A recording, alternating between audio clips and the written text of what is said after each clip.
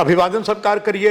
AIIMS Vijaypur के social media में आप तो भली बात जान चुके हैं, केवल ओपीडी नहीं आईपीडी पेशेंट एडमिट भी हो रहे हैं और कईयों के ऑपरेशन भी शुरू हो गए हैं।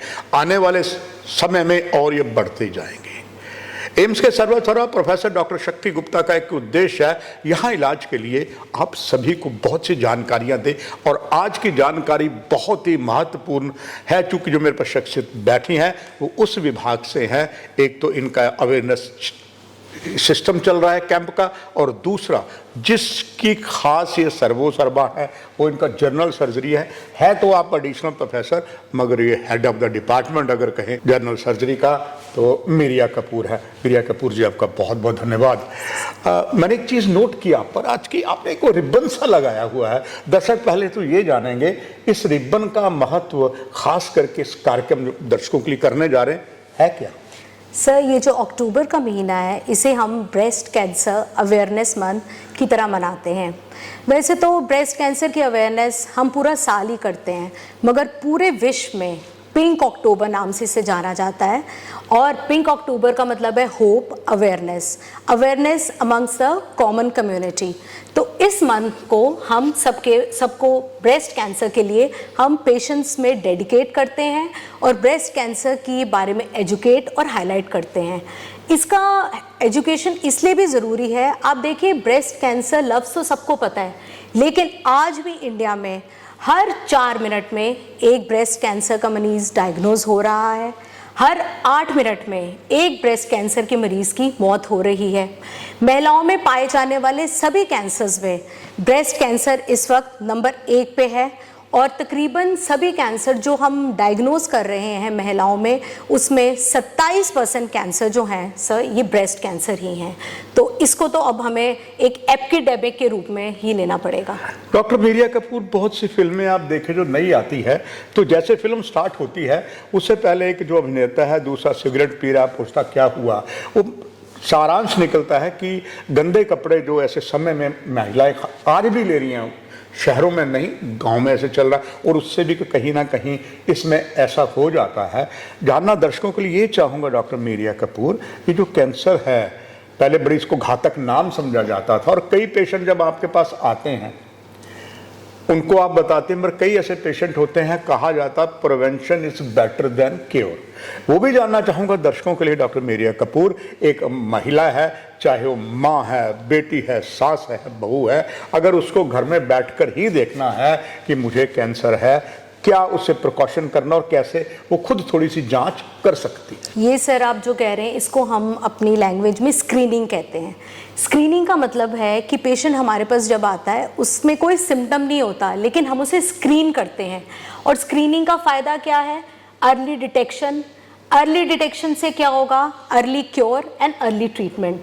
हमारे यहाँ पे नेशनल कैंसर गाइडलाइंस हैं जिसके अंतर्गत 2022 में 2 तरह के मरीज़ों को हमने डिवाइड किया है। मरीज़ नहीं, जनरल पॉपुलेशन को हमने डिवाइड किया है।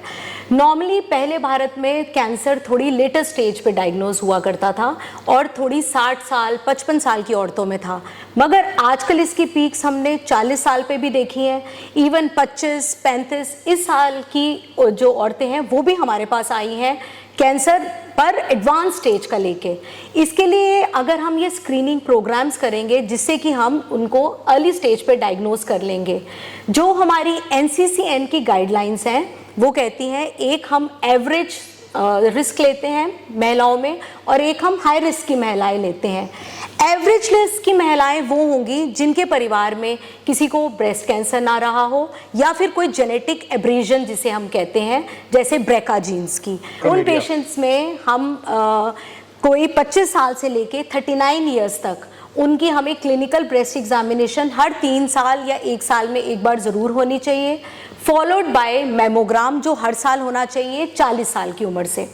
लेकिन जो हाई रिस्क की महिलाएं हैं वो महिलाएं हैं जिनके फैमिली हिस्ट्री रही हो घर में किसी की ब्रेस्ट कैंसर की या फिर कोई जेनेटिक एबनॉर्मेलिटी की हिस्ट्री रही हो।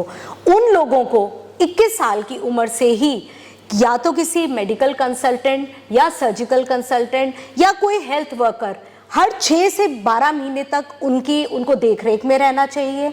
और 40 साल ऑनवर्ड उनको मेमोग्राम कराना चाहिए। मगर उनके लिए ये 40 साल की उम्र फिक्स नहीं है। इन केस उनके परिवार में अगर किसी को 35 साल में सीए ब्रेस्ट रहा होगा तो उनको उससे 10 साल के पहले की उम्र से ही मेमोग्राम कराना एनुअली ज़रूरी है। डॉक्टर मीरिया, ये भी जानना चाहूँगा दर्शकों के लिए, देखा भी है हालांकि ओपीडीयाँ शुरू होने से पहले अलग अलग विभाग जो एम्स में है, आप तो जनरल सर्जरी की सर्वा हैं, अभी तक इस कैंसर अवेयरनेस के लिए आपकी टीम कहाँ कहाँ जम्मू के क्षेत्रों में जा चुकी है और आगे कहाँ जाएगी इस अवेयरनेस को बताने के लिए? सबसे पहले सर, अवेयरनेस का काम तो अपने घर से ही शुरू करना चाहिए। तो हमने अपने डिपार्टमेंट ऑफ सर्जरी में हमने पहले दिन से ही हमने ब्रेस्ट अवेयरनेस और स्क्रीनिंग का काम शुरू कर दिया है। हमारे पास ओपीडी में कोई भी महिला जो भी किसी और तकलीफ के कारण आती है, हम उसका कंसेंट लेके हम उसका पूरा क्लिनिकल एग्जामिनेशन करते हैं। आपका स्टाफ वहाँ होता था? हाँ जी, हमारे जो पूरा स्टाफ है वो क्लिनिकल एग्जामिनेशन के लिए ट्रेंड है। इसमें हम औरत का कंसेंट लेते हैं और आप मानेंगे, आप देखिए ब्रेस्ट कैंसर जो वर्ड है ये हर औरत को पता है, बट जब मैंने किसी भी औरत से पूछा कि आप अपनी ब्रेस्ट एग्जामिन कैसे करती हैं, उनको अपनी ब्रेस्ट एग्जामिन करने का तरीका ही नहीं पता था। अब हमने उनको सिखाया है कि अपने हाथ को चपटा लेके नहाते समय जिस ब्रेस्ट को एग्जामिन करना है, दूसरे हाथ को लेके उनको क्लॉकवाइज डायरेक्शन में इन 3 उंगलियों को फ्लैट रख के क्लॉकवाइज, यानी कि जैसे 12, 3 इस तरह से हमें पैल्पेट करना है ब्रेस्ट को। और इन केस कोई निप्पल से कोई डिस्चार्ज आता है, कोई उनको अपनी ब्रेस्ट में या फिर अपनी बगल में गांठ महसूस होती है, तो उसी वक्त उनको हमारे रिपोर्ट करना है।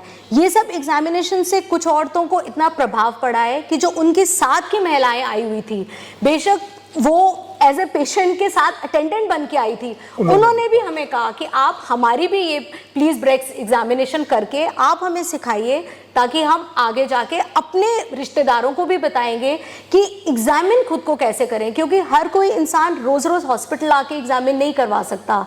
तो जितनी जागरूकता हम जगाएंगे उतना बढ़िया रहेगा। डॉक्टर मीरिया कपूर, ये ज़्यादा फीमेल में होता है या कहीं कहीं ये पुरुषों में, मेल में भी आ रहा है?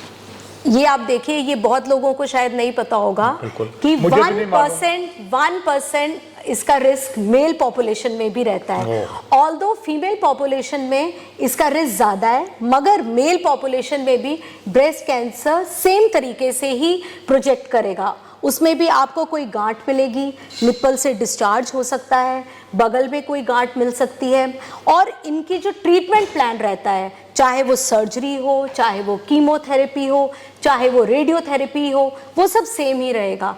तो इसीलिए अगर किसी मेल मेंबर को भी कभी कुछ ऐसे अपनी ब्रेस्ट में लगे तो उसको हमें तुरंत रिपोर्ट करना चाहिए। डॉक्टर मीरिया कपूर, मुझे तो मालूम है कि यहाँ पर तो ट्रीटमेंट इज गोइंग ऑन, पर दर्शक बड़े उत्सुक होंगे, यहाँ किसी को कैंसर होता है ना, कोई दिल्ली भागता है, कोई मुंबई भागता है, तो क्या एम्स विजयपुर जनरल सर्जरी में आपकी कमान में are you completely equipped with the cancer treatment for the patient? Sir, आने वाले समय में हम एक क्लिनिक स्टार्ट कर रहे हैं, उसका हम कह रहे हैं ब्रेस्ट वेलनेस क्लिनिक। अब सर, ये ब्रेस्ट वेलनेस क्लिनिक जो रहेगा, ये हम जनरल सर्जरी, साथ में पैथोलॉजी, साथ में रेडियोलॉजी और रेडियोथेरेपी का डिपार्टमेंट, हम हफ्ते में 2 दिन इसको डेडिकेट करेंगे।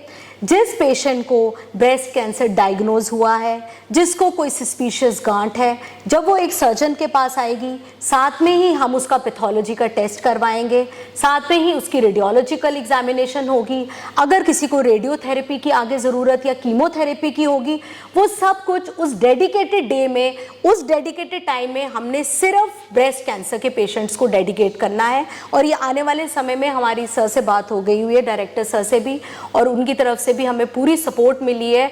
तो जैसे ही हमारी एक तो इक्विपमेंट्स आने की देर है, और ये क्लिनिक हम जल्दी शुरू करेंगे और आप रिजल्ट आपके सामने होंगे। दिल्ली क्या, विजयपुर से मुझे नहीं लगता किसी को आगे क्रॉस करने की जरूरत है। और यही हमारे सर की, डॉक्टर प्रोफेसर शक्ति गुप्ता की कमाल है। आज हमारा एम्स जरा आखिर में, आपने गागर में सागर तो भर दिया है, मगर आखिर में डॉक्टर मीरिया कपूर, आपका एक संदेश सभी दर्शकों के लिए।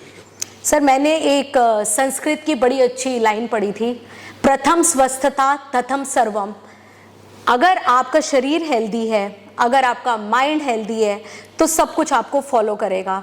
अगर किसी की बॉडी और माइंड ही हेल्दी नहीं है तो सब कुछ अगर आप ज़िंदगी में हासिल भी कर लोगे तो भी उसको एंजॉय नहीं कर सकोगे। First enjoy your body, then everything else will follow you. आपका धन्यवाद। बहुत महत्वपूर्ण जानकारियां एम्स सोशल मीडिया आपको दे रहा है, आगे भी इसी प्रकार की जानकारियां आपको देते रहेंगे। पुनः धन्यवाद करते हो मीडिया कपूर और आप सभी को। नमस्कार।